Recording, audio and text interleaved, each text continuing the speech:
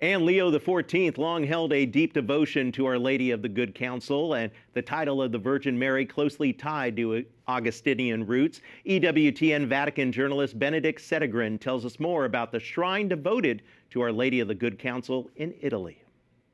In the small Italian town of Genazzano, just 30 miles southeast of Rome, there is a miraculous painting of the Madonna del Buon Consiglio, Our Lady of Good Counsel, enshrined inside an Augustinian church. Saints like St. John XXIII, St. John Paul II, and St. Teresa of Calcutta have venerated the icon. The late Pope Benedict XVI even had an image of the icon placed in the Vatican gardens in 2009. Throughout history, many popes have come to the shrine to ask Our Lady of Good Counsel for advice. Pope Urban VIII in the 17th century asked that the plague in Rome cease. Pope Pius IX in the 19th century came to ask Our Lady's help for the First Vatican Council, and Pope John XXIII for help with the Second Vatican Council. It is also here that Pope Leo XIV made his first trip outside of the Vatican as Pope. Pope Leo's connection to Our Lady of Good Counsel goes back decades and runs deep in his life as an Augustinian. Robert Prevost began his journey with the Order of St. Augustine in St. Louis, Missouri, in the province of Our Mother of Good Counsel, where he made his first vows in 1978 and solemn vows in 1981.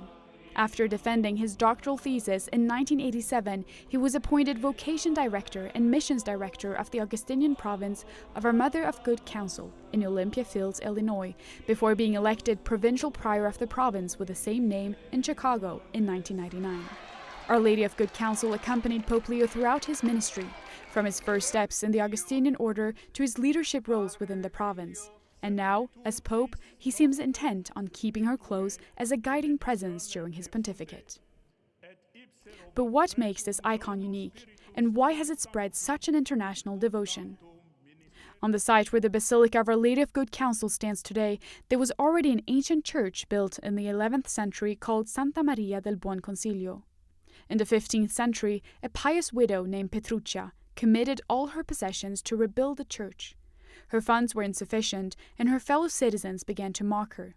But the pious woman answered them, "My children, do not worry, for before I die, the Blessed Virgin Mary and St. Augustine will complete this church."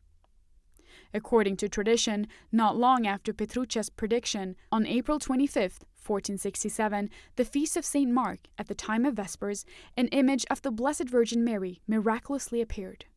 The townspeople suddenly heard the church bells, and a mysterious cloud descended on the unfinished wall of the church. In front of the people, the cloud dissipated, and a beautiful fresco, no more than 18 inches square, of the Virgin Mary and the Christ child was revealed. It was widely believed that it had been miraculously transported from a church in Albania just prior to its invasion by the Ottomans.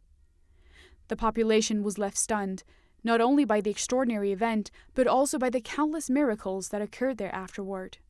161 were recorded in 1467 alone.